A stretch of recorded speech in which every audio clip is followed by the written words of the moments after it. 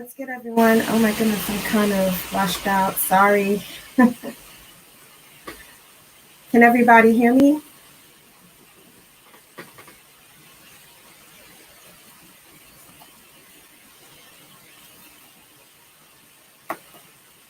Okay. Hey, Sam, Zam.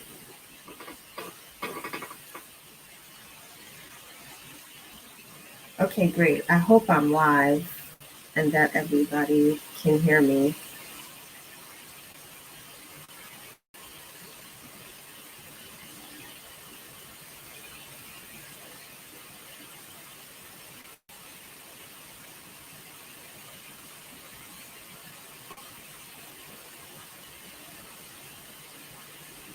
It's warm today.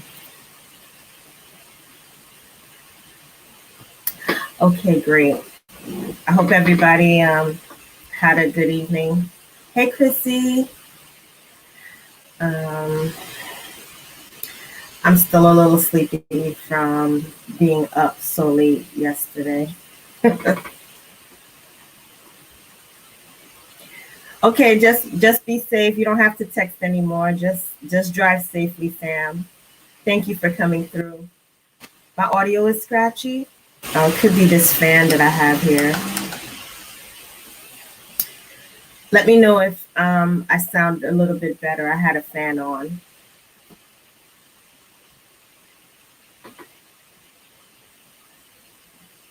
Hey, AU.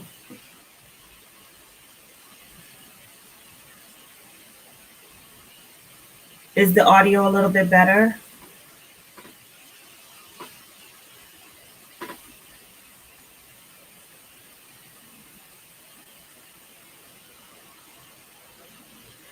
This chat, these chats being like on a delay. It's kind of weird. Okay, great. I'm gonna hopefully you guys have watched Altered Carbon, the first season at least.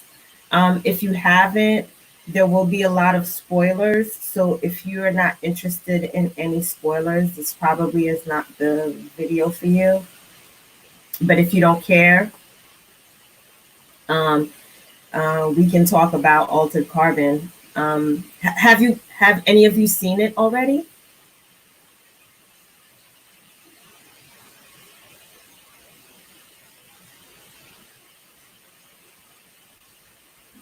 Okay, great. The sound is better. Great. Oh yeah, it's warm today. So I probably might be sweating a little bit. Uh,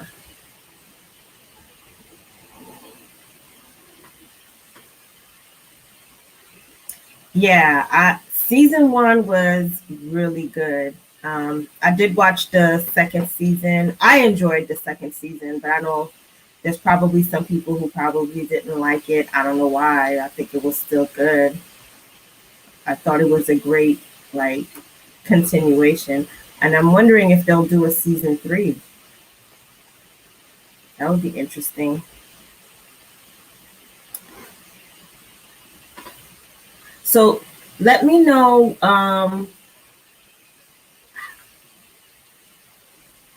What do you think about a future where people have the ability to continue living, but like their body? You know what? It just reminds me of. This reminds me of the anime Ghost in a Shell. I don't know if you guys have ever seen it or are into anime, but there's an anime called Ghost in a Shell where they put your consciousness inside of a body.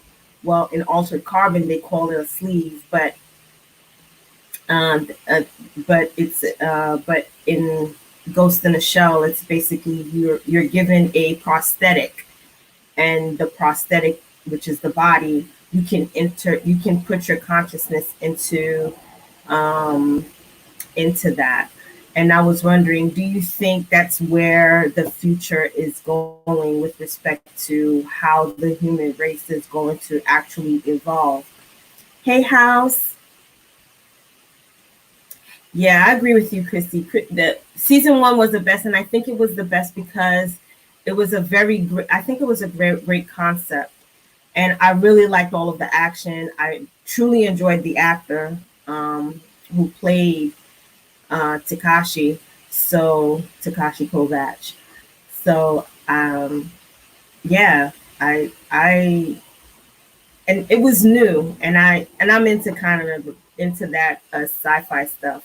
Yeah, but to my question, do you think that's where the human race is getting ready to evolve, where our consciousness is going to be basically on? It's kind of like you download into like some sort of a chip, and so basically your whole DNA and everything that makes you you will be put into into some form of a chip or backup system or a disk where you are, you essentially can continue to live, and all you have to do is just, have the ability to have an outer shell where they can place their consciousness in, and then you can continue to live. Do you think that's where the human race is getting ready to evolve? Because that's basically the premise in the background of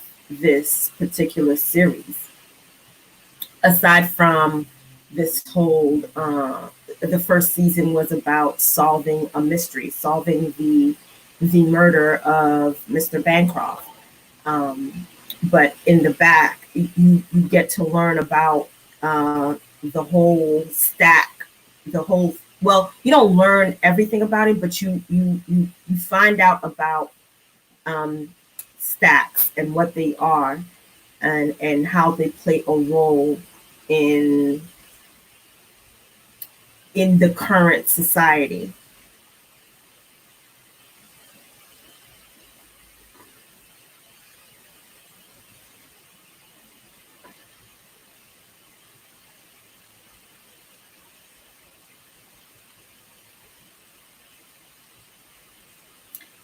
Hey, you think okay? Hey, AU. Okay, so you think we'll be replacing our parts and keeping our brains? It probably will be so.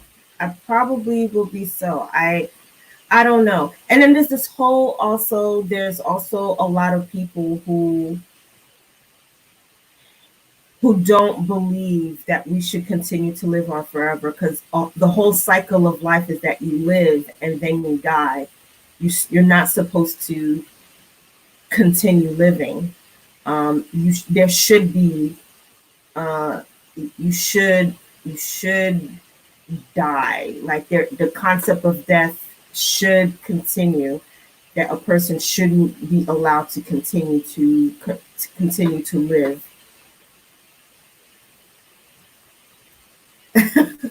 That is true.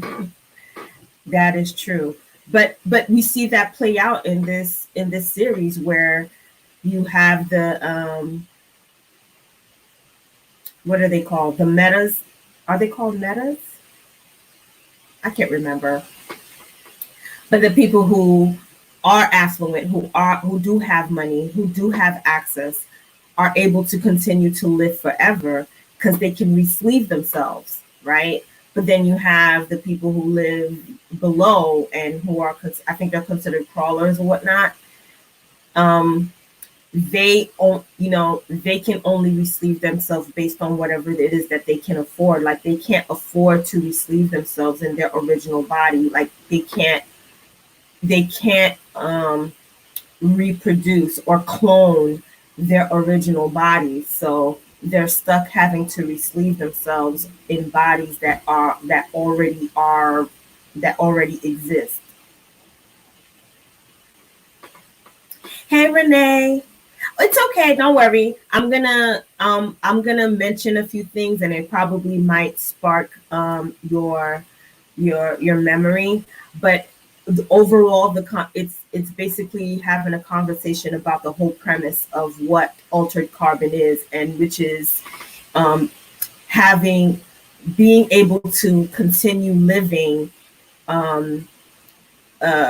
beyond death. Like you don't necessarily truly experience death. You have the ability to have your consciousness to be re-sleeved in a new body, and then you can continue living. And I had posed the question as to whether or not you think that's where our society is evolving, where human beings can continue to live beyond their bodies. Because I believe, well, I don't want to get into season 2 type stuff, but obviously the stacks were created in order to afford people the opportunity to be able to live beyond the capabilities of their bodies. And they also have the ability to manufacture bodies, sleeves, in order to insert a stack in order to allow that person to continue living. I just had a cream cheese Lux bagel place together. You is living, Renee. You are living. You are living. Yeah. So, but of course, access, people who had access and people who have more money have more of a choice and an opportunity to be able to continue, living, and in their original sleeves. Like they can mass produce. That's what we learned through the Bancrofts, that they can clone and have multiple clones of their original bodies that they can, re-sleeve themselves in once the body that they have is, I guess, it expires or it runs past its expiration date, I guess. Chrissy says, I do like the idea of being able to be respun back up for special occasions like detectives' family members. I don't remember if it was her grandma or something. It was actually her father. I think it was either her grandfather or her father that she had respun. But of course, her mother was against that because they're Catholic and they don't believe that once a person dies that they should be brought back to life. You know what I mean? And Ortega, her reasoning is that she wants them to be respun because let's say somebody is murdered. Well, let's say somebody's body is they get killed, but their stack is intact. That allows them to to be able to spin somebody up, to be able to find out what happened and to bring their murderer to justice. So it's a very it was a very interesting conversation that she had with her mom. And then finally, when she's alone with her dad, her grandfather, I can't remember, he tells her that he doesn't want to be brought back again. You know what I mean? And it also speaks to the ability to let go. Like, can you really, really let go of somebody once they pass? Do you have the ability to just allow them to be at peace? Like, because I'm sure that might do something psychologically to a person who constantly gets respun in a different body. Like, I'm sure it probably does something to them in some respect,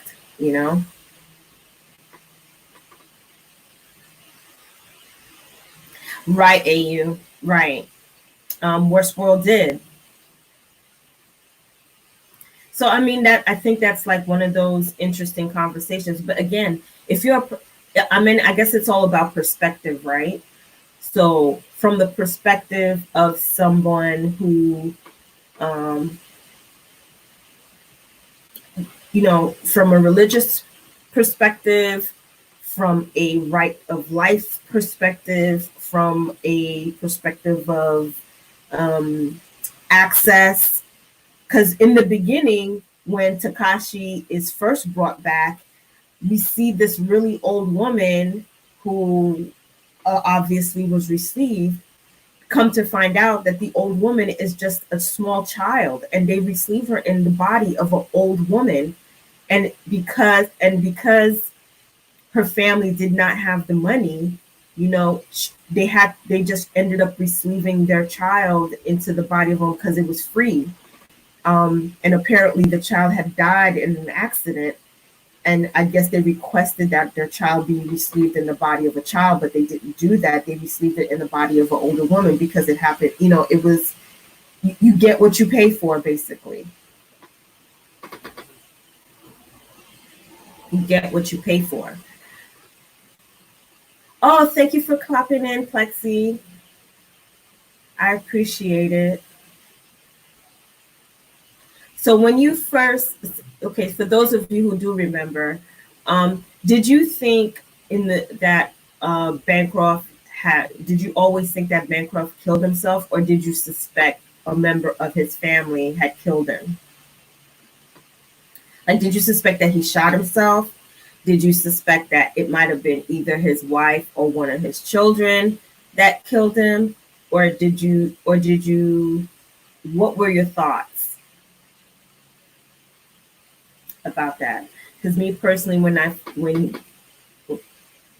when Bancroft was having that conversation saying that he was trying to solve whoever killed him,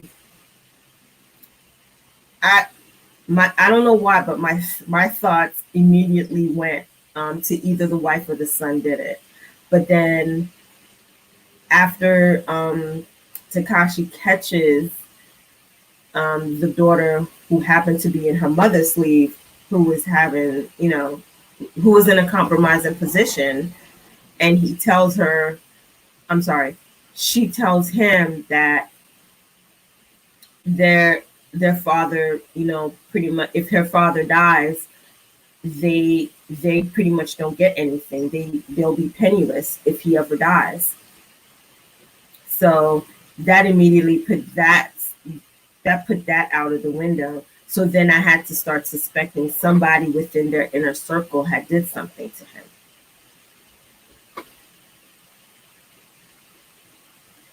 Yeah, I did this. I did too, because I was like, his wife. Maybe his wife was trying to, you know, true, AK. His wife, the family was all kind of screwed. But my thing is, they've been alive for centuries. I think they're like all over like 300 something years old or something like that. And the fact that he kept receiving his children, like he receives his children in their, I think in their like in their young form, like he didn't allow them to age. Like the daughter was like, I'm 64 years old. I'm like, that is screwed up. So yeah, that was kind of, but then again, that's what I mean. Like, that's an issue of discussion where, how is it really a good thing?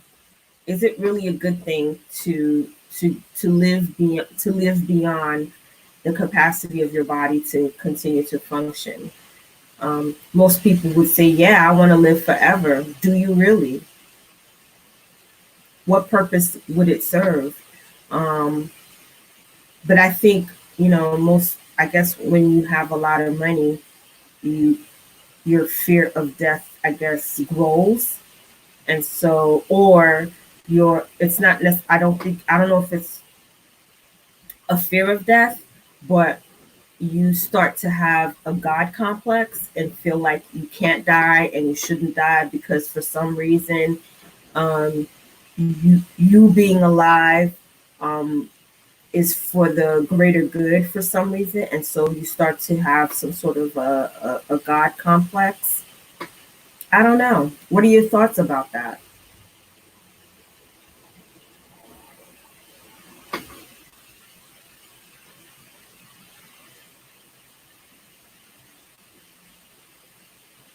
Yeah, I kept telling her not to text if she's driving.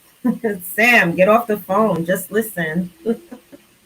You can text whenever you get to wherever it is that you know, once you get to your final destination.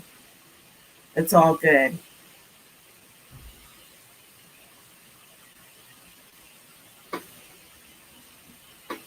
All right, House. Thank you for listening. Um, yeah, I those were a lot of the thought provoking questions I had. And what about the guy um, whose daughter suffered a traumatic experience? Apparently, she had been beaten to death where she was unrecognizable, but her stack was still good. But she suffered so much trauma that she required virtual therapy, which is where Poe comes in. And that's new. Like that's something else. Like if somebody suffers a really, really bad trauma, right? A person who suffers a really bad trauma, is it worth allowing them to keep living virtually? Or do you think that, ethically, do you think it's okay to keep them living virtually? Or do to living virtually in order for them to gain therapy? Or do you think ethically you should allow them to be at rest and die in peace and not continue to suffer? Because she was still suffering. Her father thought that he was doing something. I guess her father didn't want to let go, right?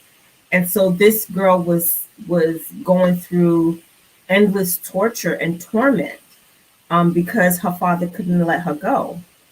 And fortunately, Poe was able to he was able to provide her with therapy in order for her to be able to recover to some degree. That's true. She did. But I think that was also meant to be a part of the storyline, that's the case. But in a broader spectrum of things, like let's say real world, do you think that ethically that's something that that should be done, right? Because another example, and I'm going back way back in the time machine. Who here remembers Demolition Man with Wesley Snipes and Sylvester Stallone?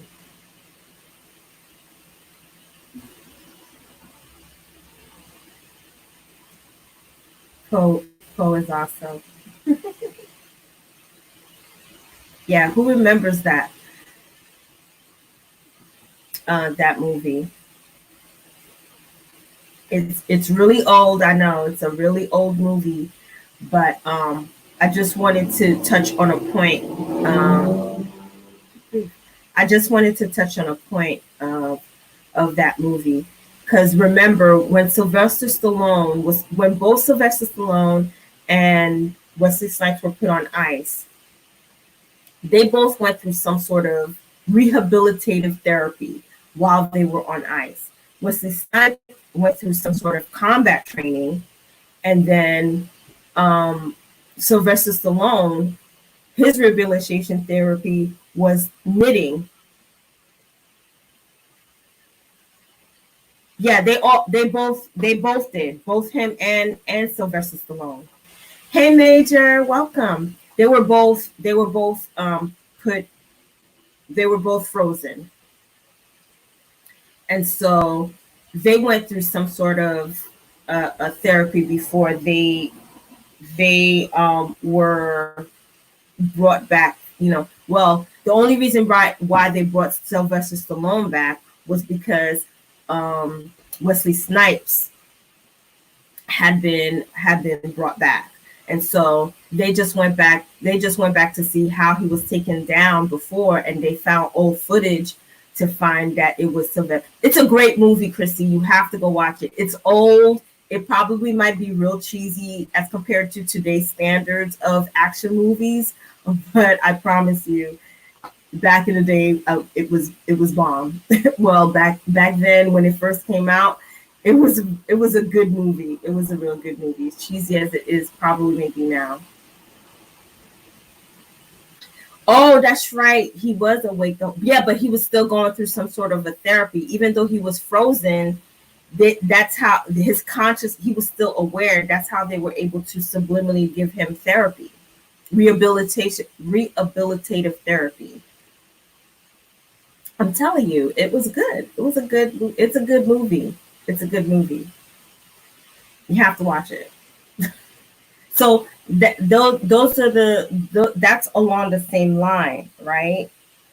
Like, and they were frozen for centuries. It's the same thing with these sleeves. Like these, like Takashi Kovacs was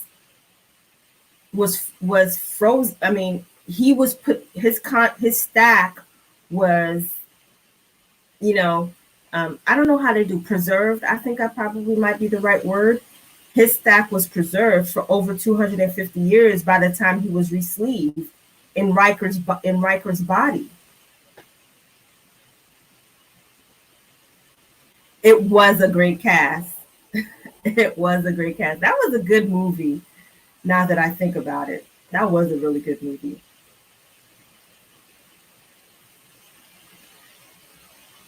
Yeah. So, wow, why am I being like washed out? I'm sorry that I'm being washed out, y'all. Hold on.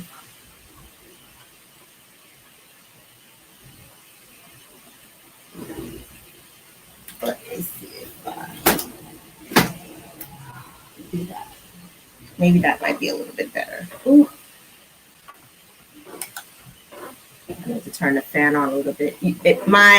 My sound might be a little bit scratchy because I just turned the fan on. Sorry, it's hot. I need the air.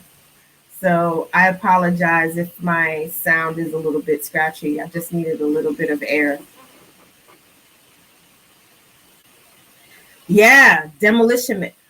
Oh my goodness, I'm aging myself. Demolition Man was a 90s action movie with Wesley Snipes and Sylvester Stallone. I don't remember what year exactly it came out, but it's one of the older action movies, and it also has Sandra Bullock. It has Benjamin Pratt. It's a really good movie. Y'all should watch. And oh, it also has, what's his name? Dennis Miller. Is his name Dennis Miller? He used to be a comedian. I think it's Dennis Miller, the comedian. He's also in it. Yeah, it was a good movie. I want to know why I keep getting washed out. Okay, great. So yeah, y'all need to. You know what? I'm just gonna do a side note. I was talking to AK, and I really want to do like a pizza and movie night, but I haven't figured out what is the best platform or way to do that. Where we could put a movie on and we can all watch together virtually and do commentary on the movies, whether they're old movies or new movies, like we could do like a movie night. And AK did mention that there is a way to do that. So hopefully we'll be able to do that. Hopefully sometime in the future, because I would really like to be able to do like a pizza and movie night with everybody. I think it would be a great way for us to like hang out and chill and just have a good time and stuff. So I'm gonna be like relying on AK to kind of help to guide me through that.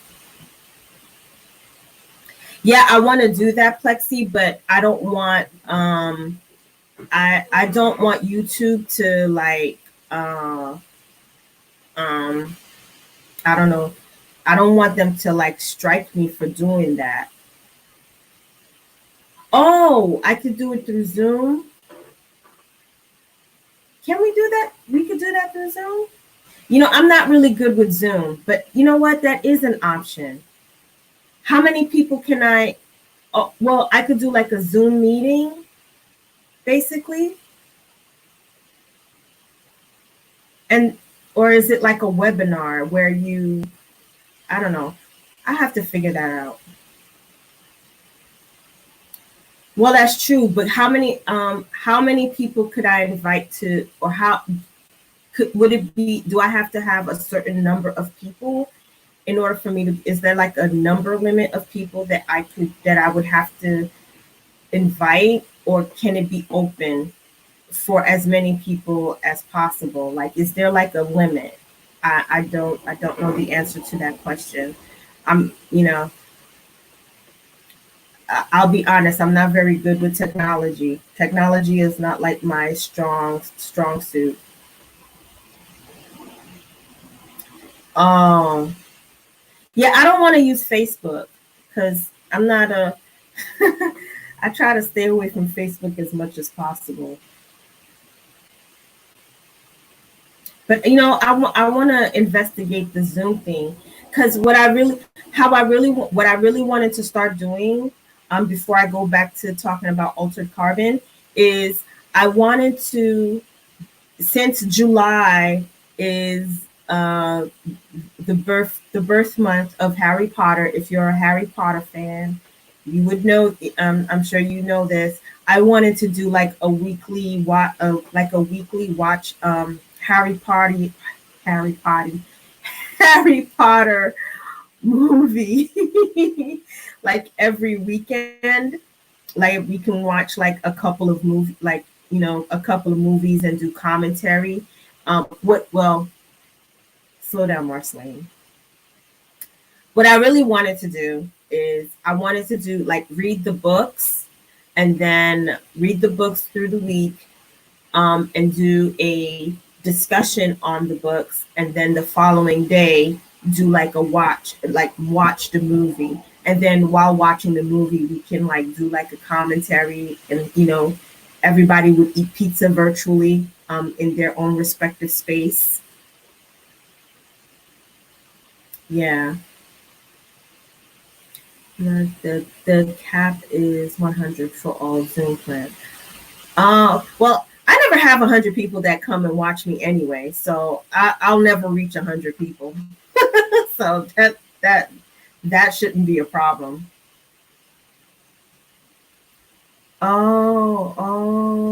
Okay. Next up was 15 more equal to 100 people with a 24-hour limit time.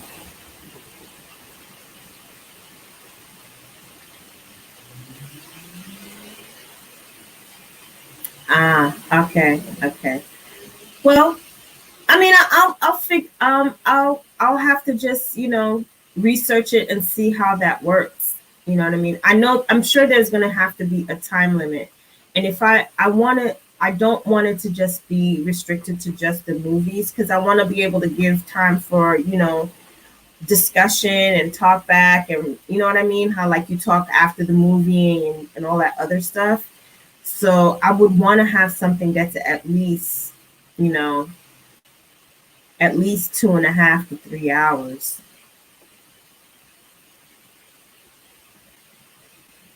So I'm sure there's gonna have to. I'm sure I'll find I'll find a way to figure that out.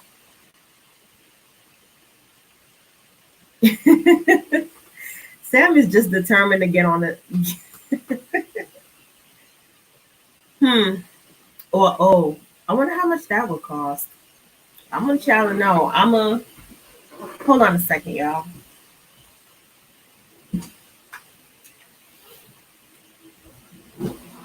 Man, I keep getting washed out, but Cecil B. Let's see. I wonder how much that would cost, because I am living on a pension, so I can't just be giving my money all every week, because I'm not making no money on YouTube. I'll just have to research, but you guys gave me some good food for thought that I can because I'm sure there's a way to do it. Because what I thought about doing is I thought about doing like a private, some sort of like a private hangout, and then just, you know, anybody who wants to participate, they can just, I would just send them a link, and then they can link in at a you know, they could, you know, come in at a specific time and date. I thought about just opening up a Patreon, and then, you know, just charging one flat fee for everybody to join the Patreon, and then I could do it that way, because it would just be on Patreon, and nobody would have, and then I wouldn't have to worry about it being on YouTube.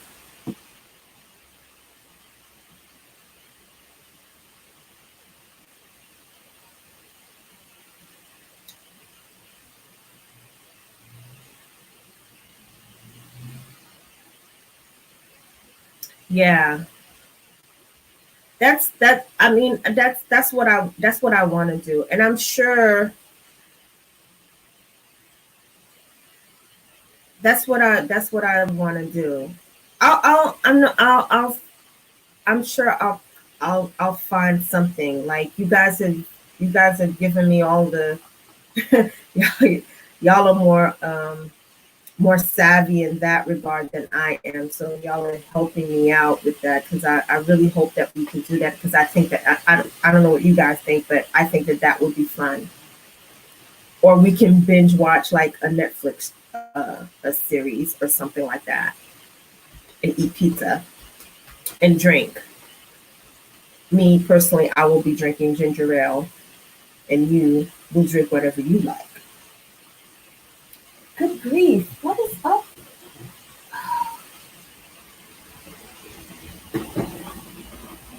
This is really bothering me, that I am getting washed out. Okay, so back to altered carbon. Um,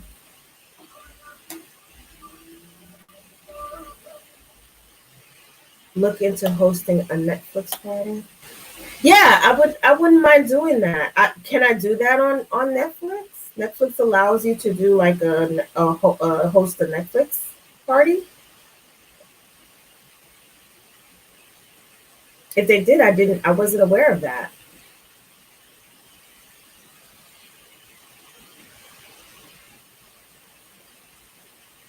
Cast. Let me write that down. Cast.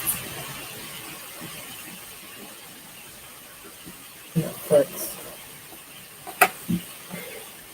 Oh. Oh, that's good. That's a good idea. I'm gonna look into that. Okay. I'm sorry. I just went like on a whole side tangent. Sorry about that. Yeah, I wanted to bring back the discussion on the issue of the. Oh, okay, great, Ranger. Thank you. Um, on the issue of virtual therapy for for stacks. Um, this is another thing that I wanted to also have a discussion on. A lot of times, in an effort to do something good, something, I don't want to say something bad, but people often take advantage of something that's meant to be a good thing, or something that's meant to solve a problem, and then they turn it into something that becomes somewhat nefarious, right? The creation of the stacks were meant for one thing, but then people who have money and access turned it into something else, right? And so your sleeves, your sleeves in essence, well, not even your sleeves, but the type of sleeve that you are able to get is based on your access. And let's say you have a sleeve, you have your original sleeves, and they take your stack out for whatever reason. If you want to maintain that original sleeve, somebody has to pay for that. Like Ortega was actually paying storage fees for Riker's stack, which which and she was paying for the storage fees for Riker's stack. And then here come the Bancrofts. They purchase the stack that she's been paying storage fees on in order to put Takashi Kovacs's stack in it.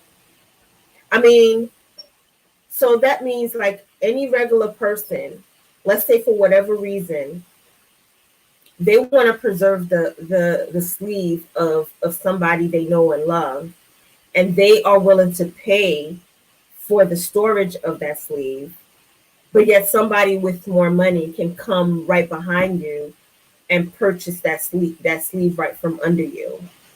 And so it's like you've been paying all of these storage fees for what? Nothing. And so now you no longer own the sleeve that you were paying for. Like that, and that's another issue with respect to access and having money.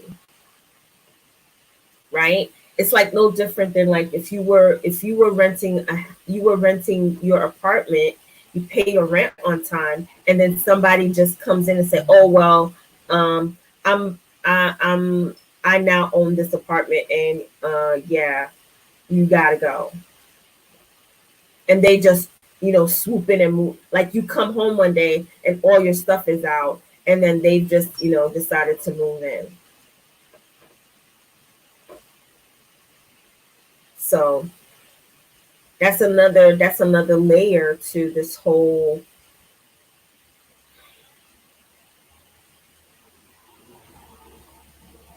I don't know, the human race sometimes comes up with the best things, and sometimes even when coming up with some of the best things, they still end up hurting people. And I don't know if that's like a really good trade-off for that. Like, is it really a good trade-off? And what about the issue of the story of Takashi Kovacs, who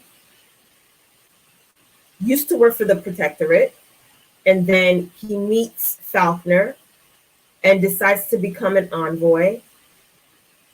But then,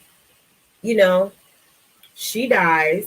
He thinks his sister dies, but apparently she was actually like sold off to the Yakuza, I think, because Jaeger, who was the person that had taken him in as when he was young and trained him up to be a part of the Protectorate before he defected, said that he was going to take care of his sister, and then she ends up being part of the Yakuza. And then, well, if you've watched the show, you know how that ends, which is kind of sad because she becomes jealous of her brother's relationship to Faulkner, and is willing to destroy everything that that they were working for, because she felt abandoned by her brother. I don't even know if y'all are making comments because the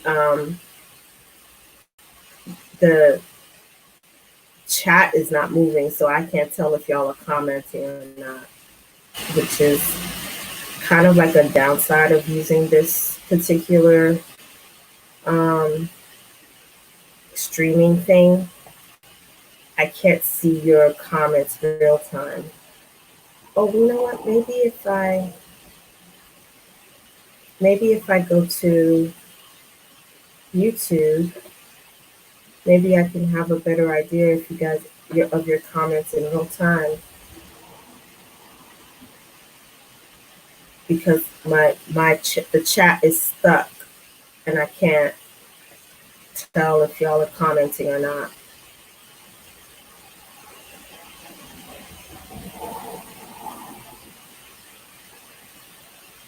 Hold on a second.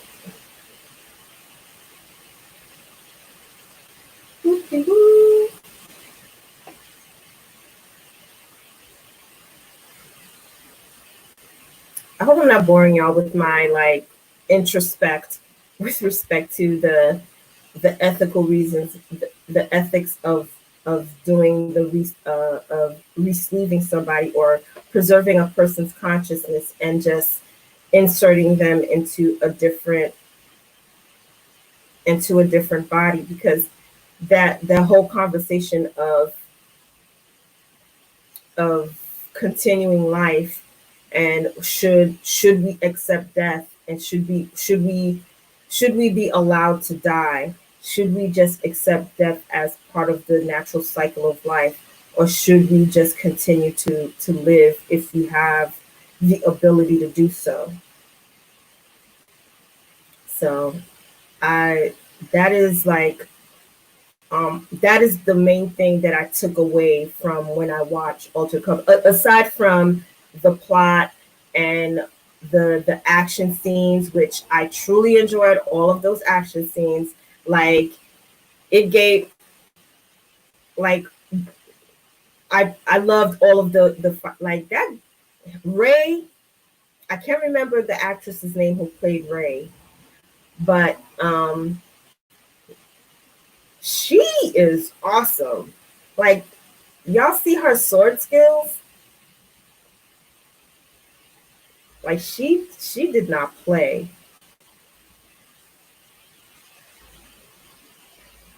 Wait a minute. Yeah, I'm trying to see if I can get the YouTube chat so I can see, so I can kind of see if the chat is moving, because in StreamYard the chat is not moving at all, and I don't know if you guys are commenting. Okay, here we go. Oh, okay. Now I see it. She is awesome. Like, y'all see her so. Okay, here I go talking. Okay, finally I did it. Okay. Sorry, y'all. Like I said, I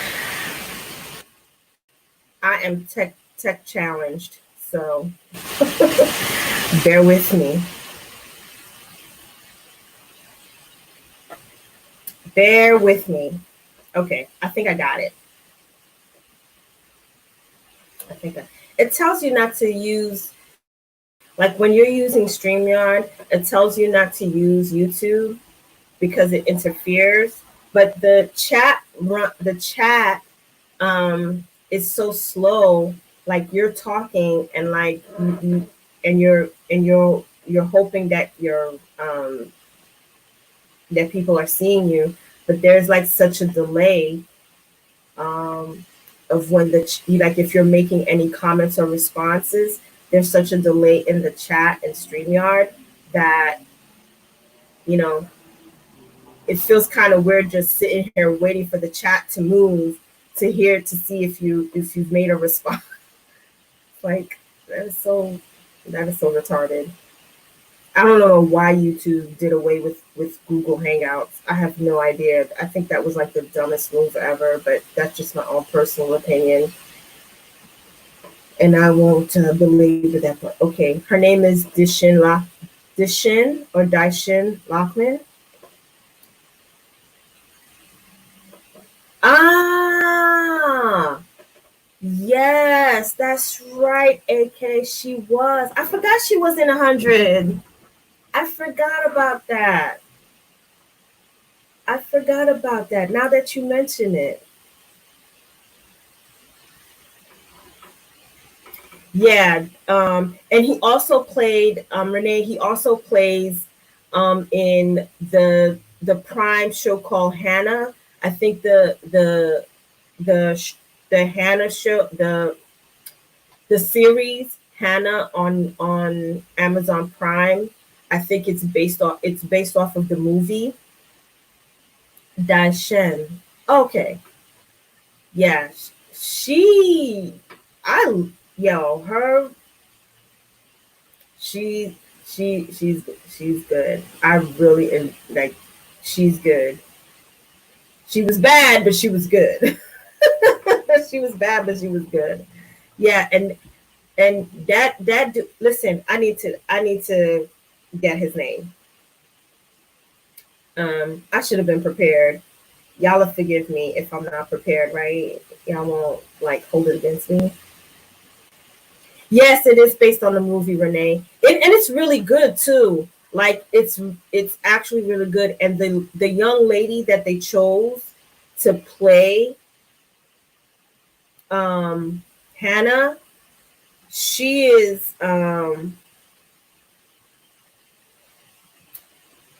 she is really good. Like she really captured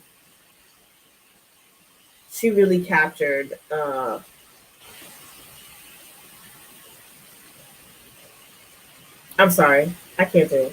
His name is Joel Kinnaman. Okay, Joel Kinnaman. Yeah, I enjoyed it.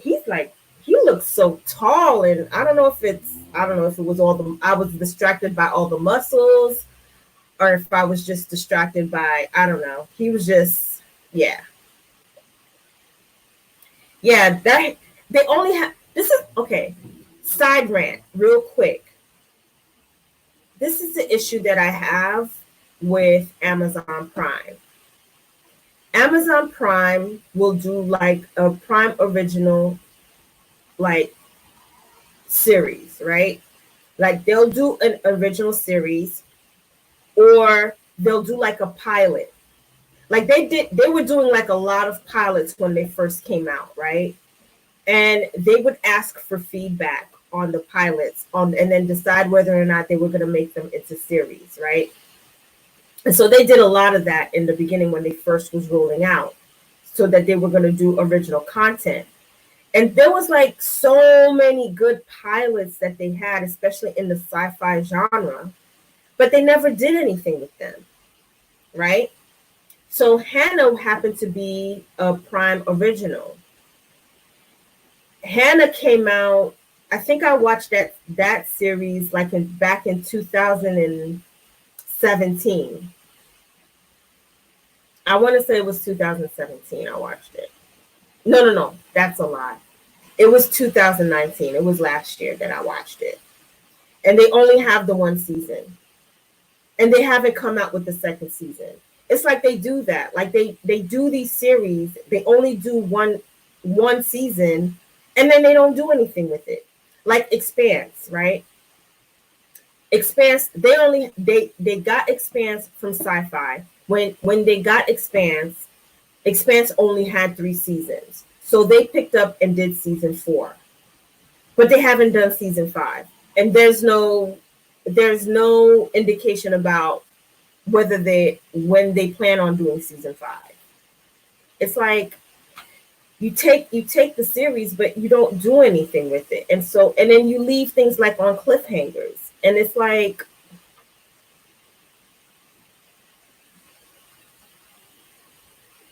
yes. Yes. I agree, Zam.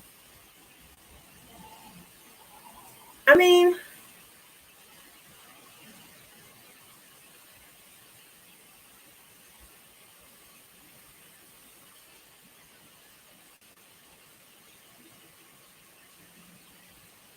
yeah, I don't know why they do that. Like, if you're gonna take a series, right, or if you're gonna continue a series, like you're gonna pick up a series that was on regular television, and then you're gonna, I don't know, well, there, I don't know if the difference is because when it was on the network,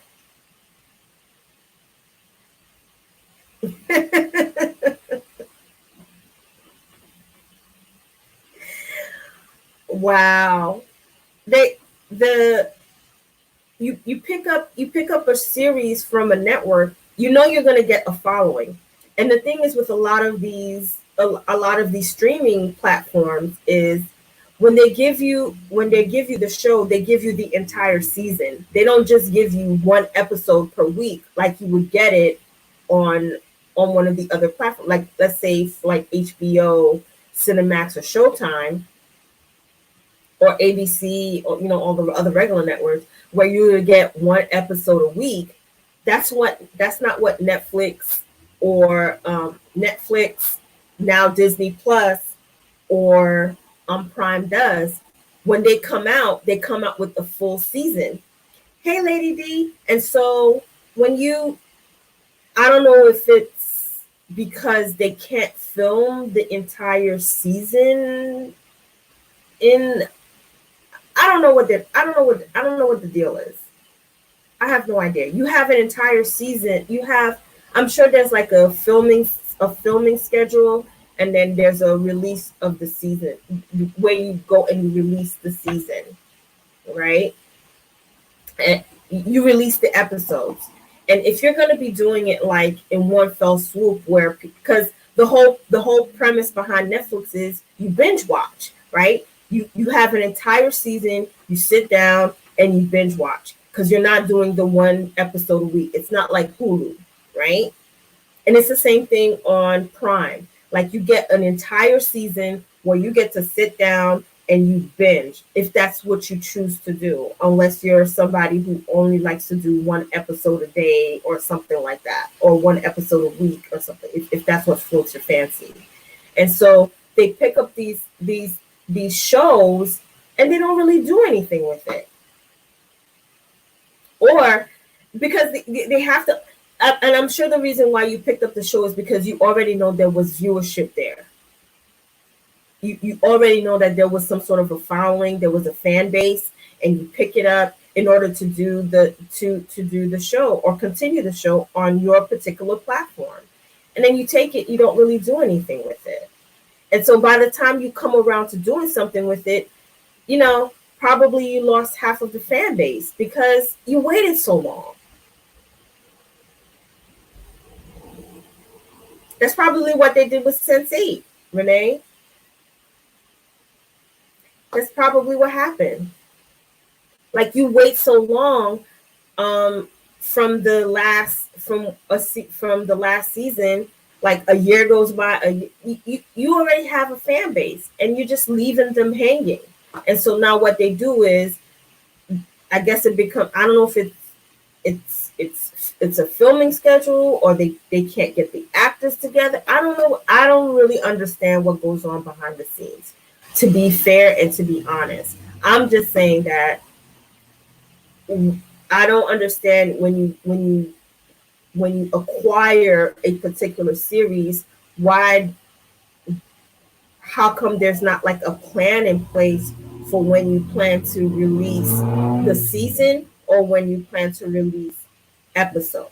I don't know why there's not like some sort of a plan in season, because if there's you obviously got it because there was a fan base, and so now you're leaving the fan base hanging, and then next thing you know, something else might float their fancy, and then they may forget about it.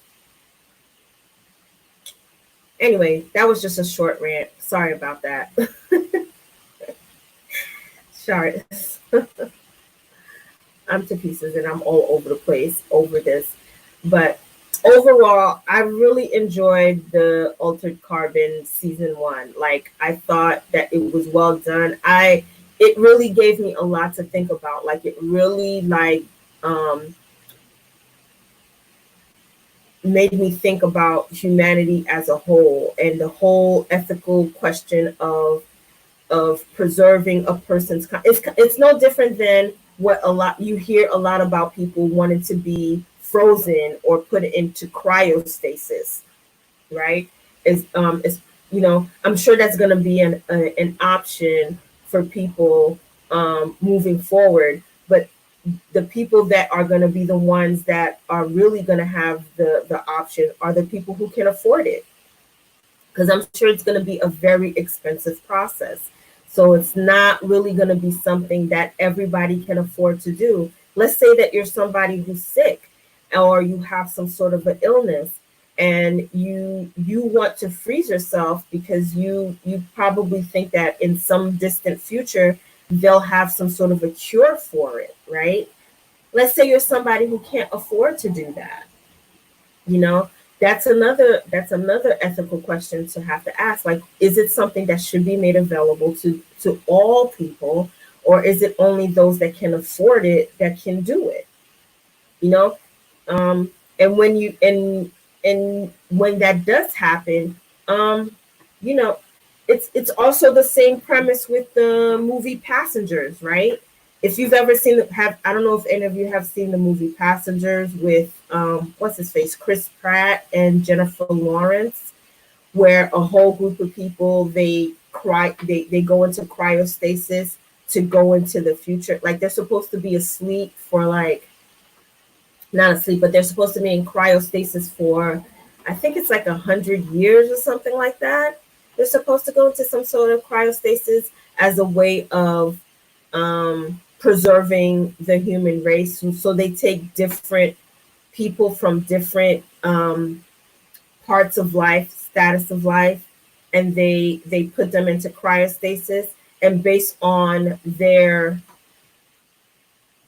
status in life, that determines, what privileges and amenities that they are entitled to.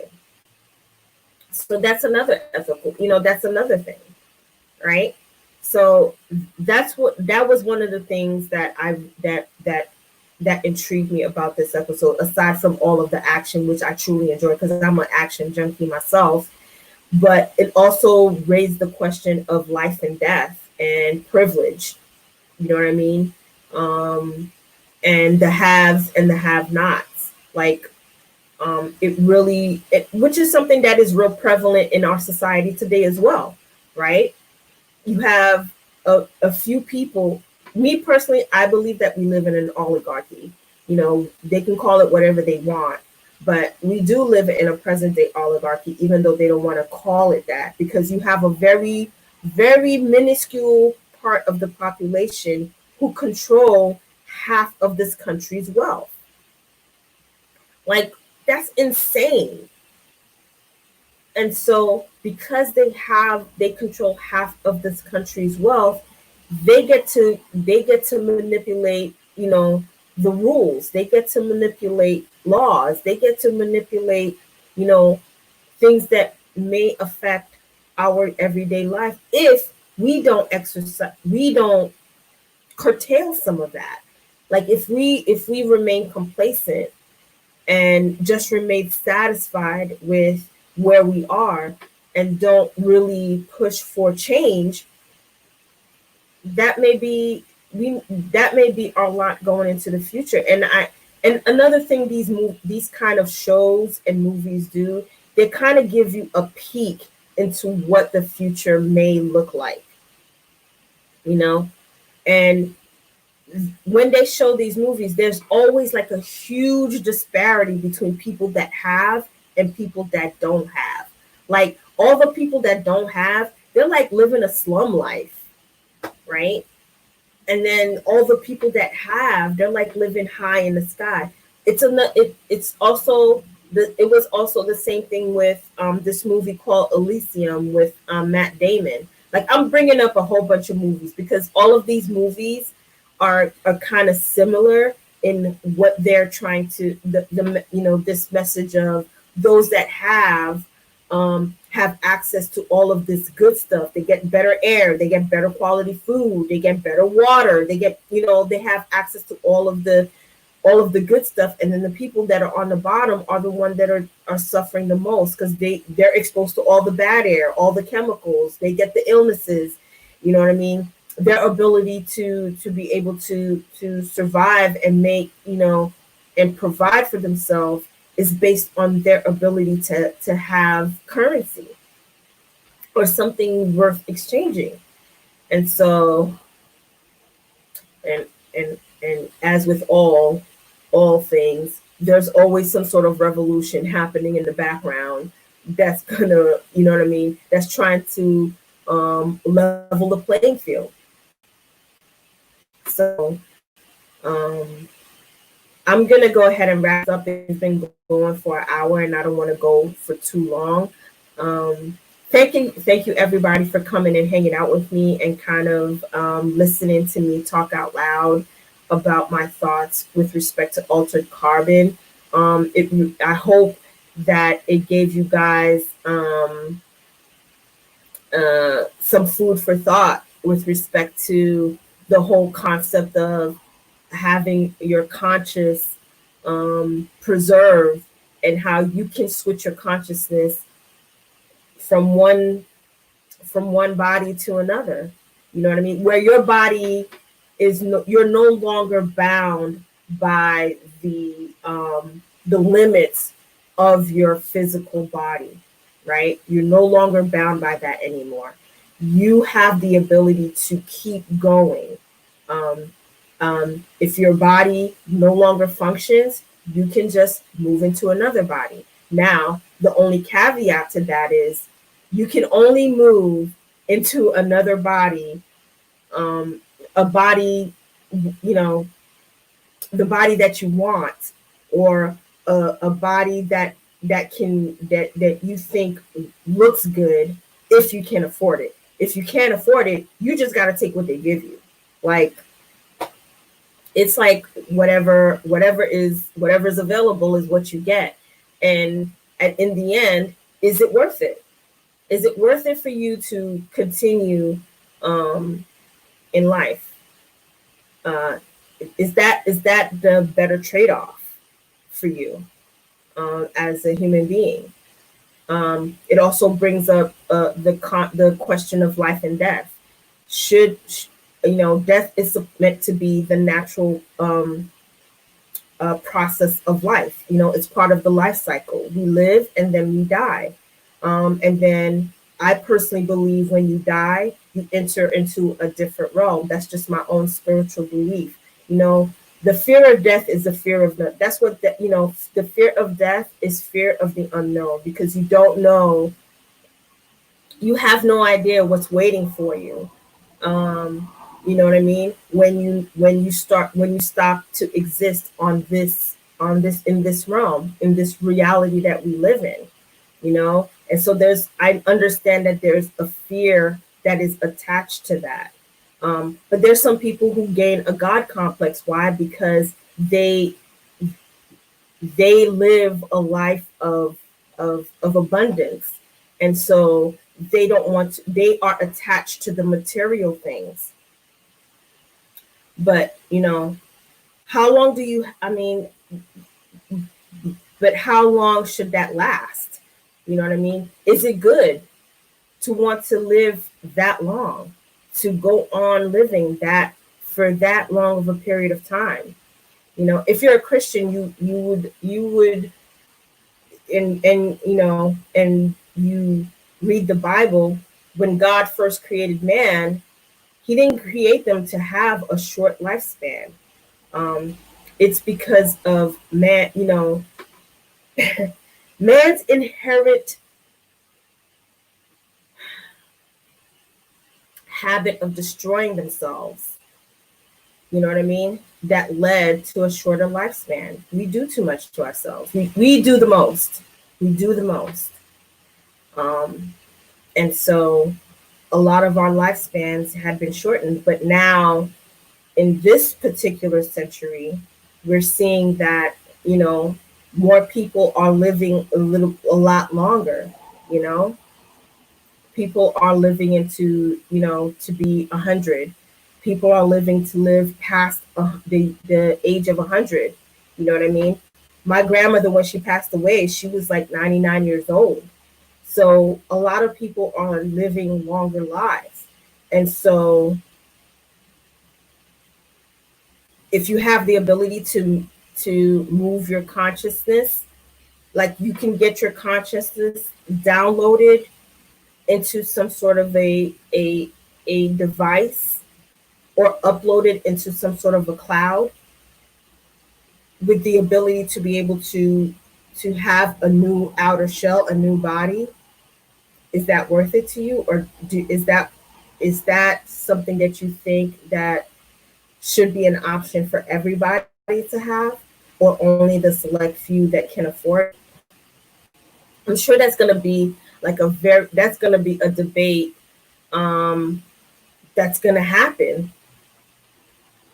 Yeah, Renee, I know. Like I say, my grandmother died at 99. I don't know if that was her real age, but we're going with 99 because when she first when she first immigrated into this country, her naturalization papers, when she became a citizen, her naturalization paper says that she was born in 1919. Now, I don't know if that's really true that she was born in 1919, but that's what, because I don't have her birth certificate from Haiti. My grandmother's from Haiti. I'm Haitian descent. And so my grandmother immigrated into the United States back in 1968, I think, either 1967 or 1968 when she first immigrated here. And so, and I don't have her birth certificate, but I don't know if they had those kind of records in Haiti back in those days either.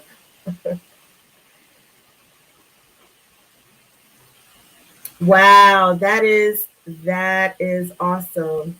Hey, Ione. Hey, Shamila. I'm sorry, the chat is like going. I'm not even paying attention. Yeah. So you don't know. It doesn't. So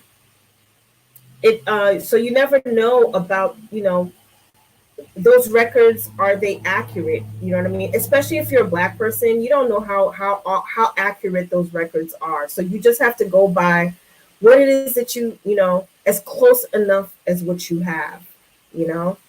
As close enough as what you have, and then go from there. So yeah, this was an interesting question. So I want to do another discussion and another review discussion for season 2, where they go more in that particular season. They go more in depth as to how the stacks were created and why, and that will lead into a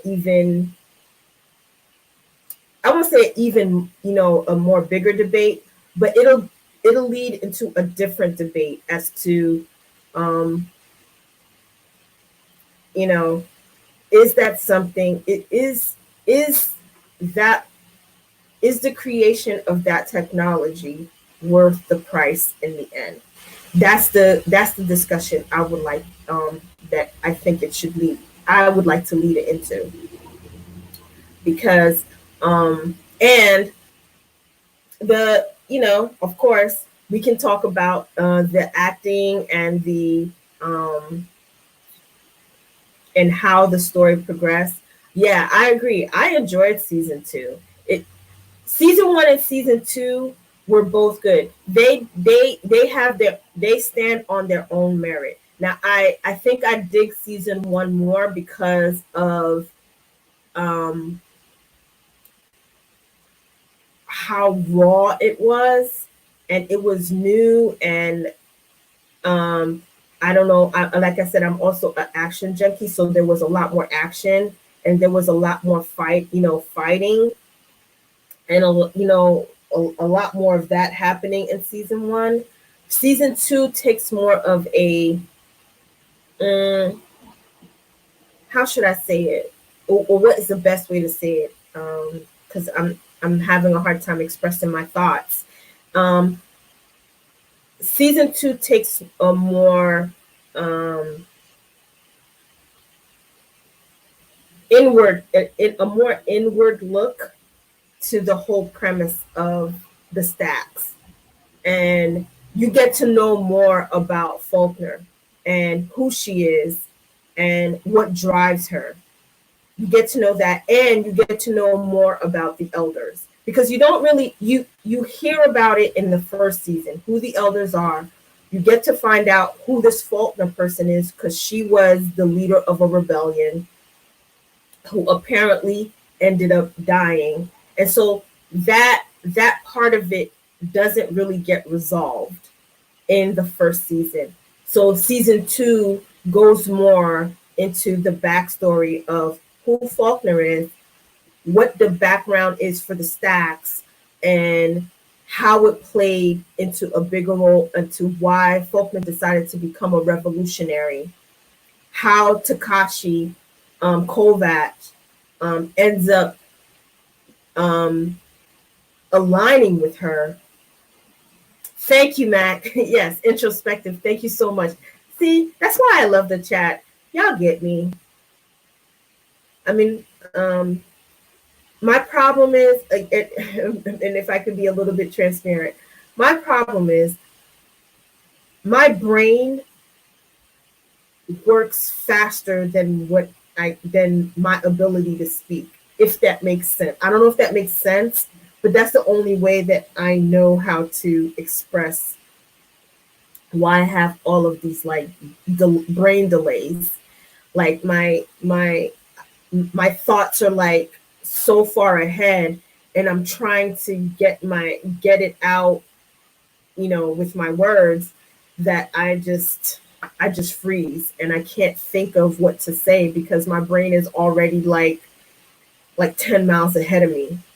So thank you. Yes, I agree, AK. Anthony Mackie did an excellent job. So thank you, Renee. I don't feel so bad. Like I don't know.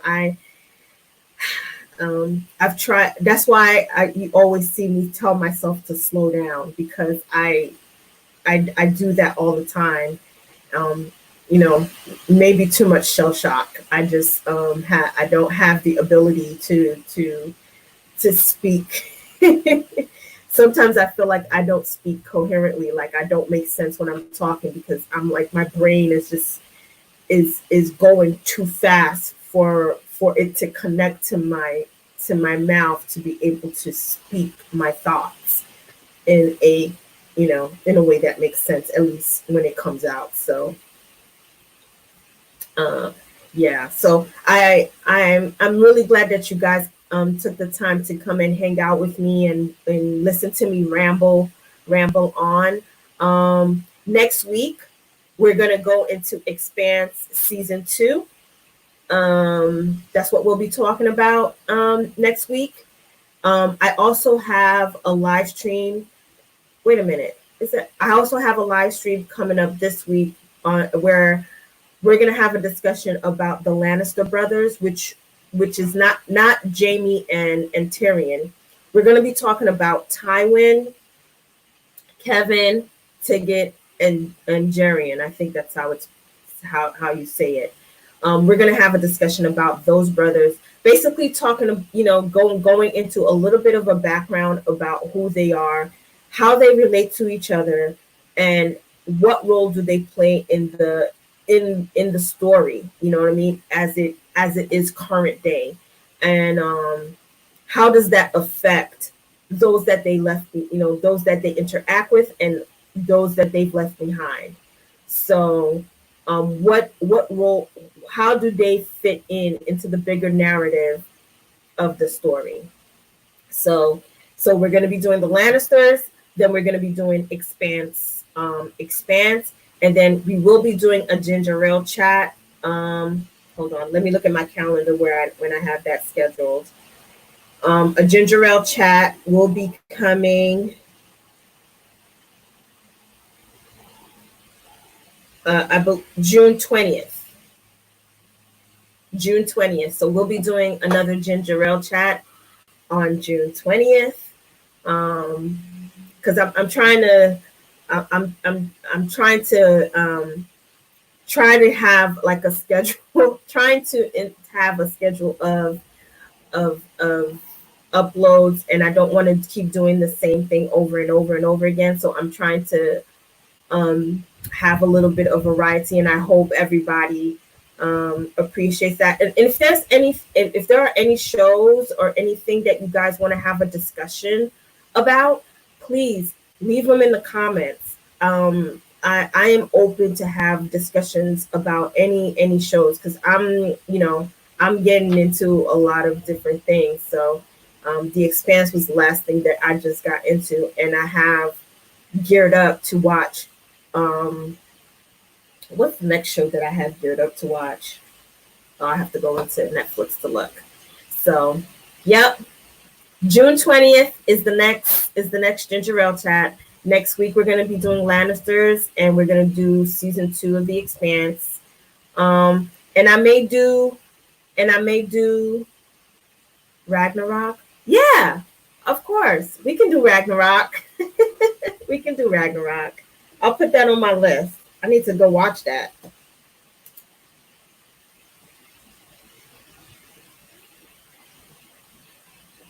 Ragnarok. Yeah. I also want to do The Mandalorian. I want to do a talk about the American God. You know what? Yeah. Wait a minute. I know that AK and Fandom were doing a discussion on American Gods, but we can do that. We can do a discussion on the 2 seasons of American Gods, and I can have a slight rant about how they fired Anance, the actor who plays Anansi. Like, I can do a slight rant about that. And I think that was one of the main reasons why I decided to stop watching American Gods in revolt. But the book was a great book. I've read the book twice. I enjoyed it. So, yeah.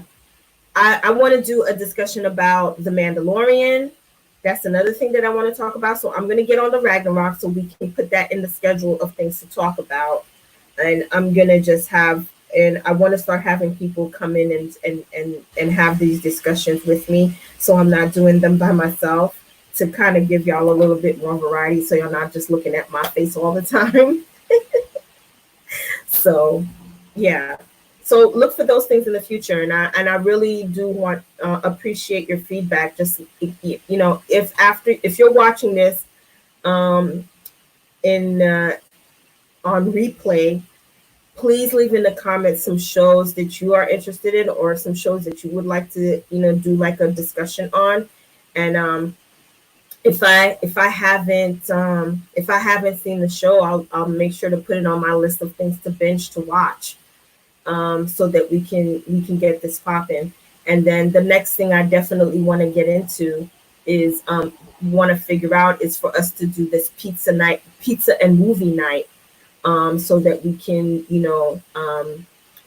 watch a movie and do live commentary and eat pizza and your drink of choice and all that other stuff. Yeah, okay, Dune.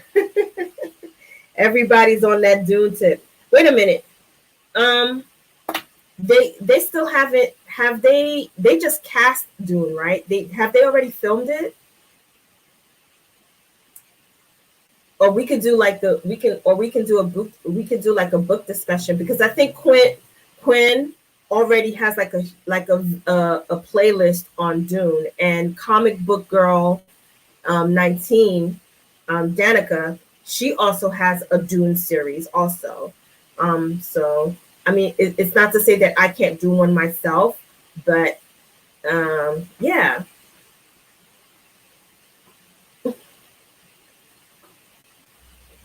So, okay, they're filming now. I can't wait. Like, I watched the original Dune movie back one day. It was so cheesy, where they put like it's like they put like a blue filter over the person's eye. Like they didn't do contacts. They didn't do the blue contacts. They put like these little blue lights in front of their eyes. Oh my God, that was, you know what? Back then, you when you didn't know any better, you were like, oh, okay, that's cool. But now you look at it, it's like, that is cheesy as heck. Why didn't it just make them wear blue contacts? Whatevs. Yeah, so if you're a Dune fan, you definitely want to check out Quinn and Danica. Like they they really do a really good job. Like I really enjoy it. As a matter of fact, I have the Dune, like I have Dune queued up for me to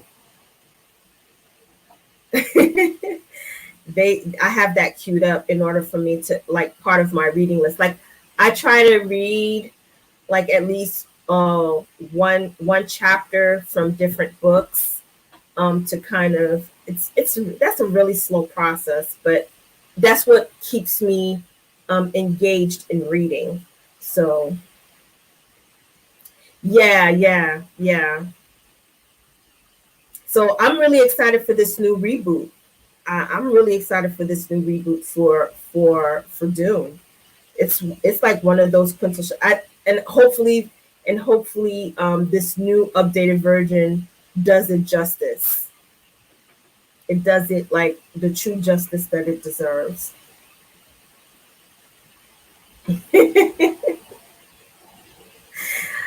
Yes, Thing in Space Pedos. Mm. If you have never seen like the old version of Dune, I really highly if you could find it.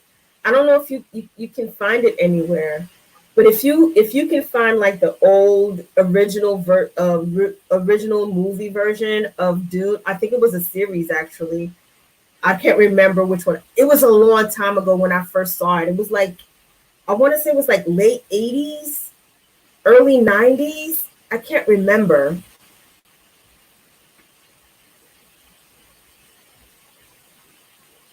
Yeah, Ion, I'm it's a way to help me to keep engaged, right?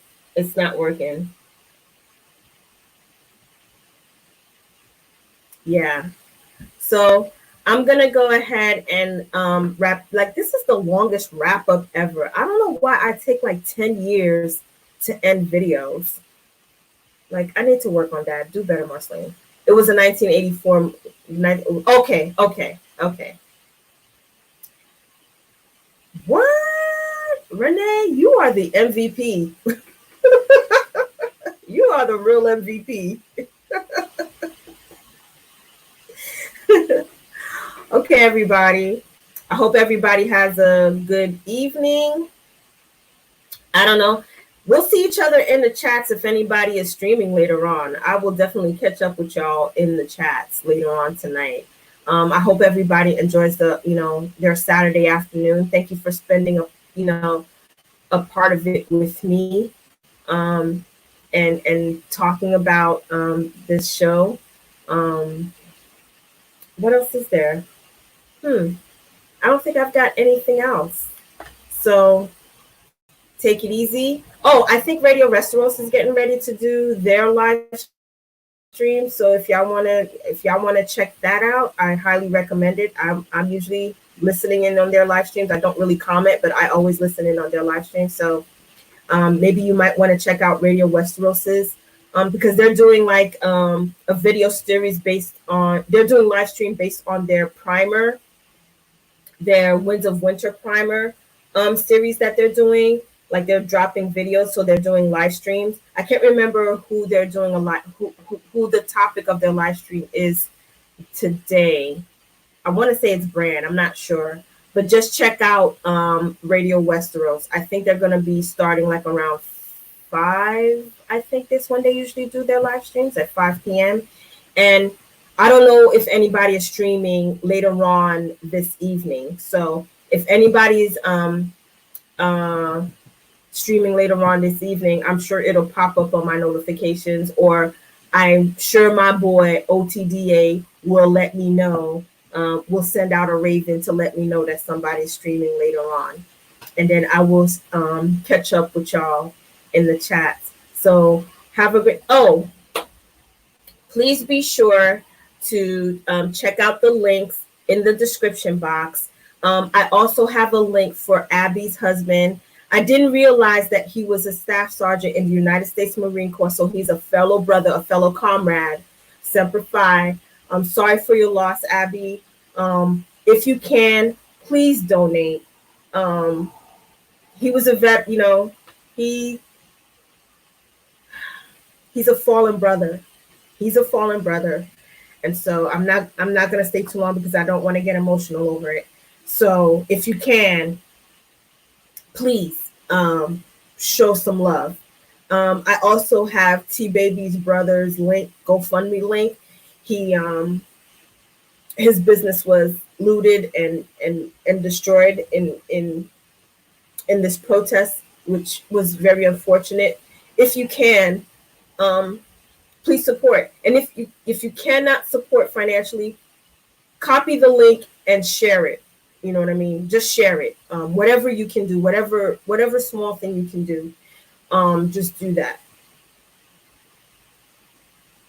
Oh, okay. Teflon is doing a video later with him in Gray Area. So look out for, just make sure you have your notifications for Teflon on so that when he starts his video, you guys can go in there. So again, please check out the links. They're all the way towards the bottom. Check out the links in my description box. And even if you can't support financially, spread the word, right? For these, you know, these are our people. You know what I mean? These are our people, and we should look out for them. You know what I mean? We should look out for them because we are family. So before I get too emotional, I'm gonna go ahead and end it, and I will catch y'all in the next stream. Bye.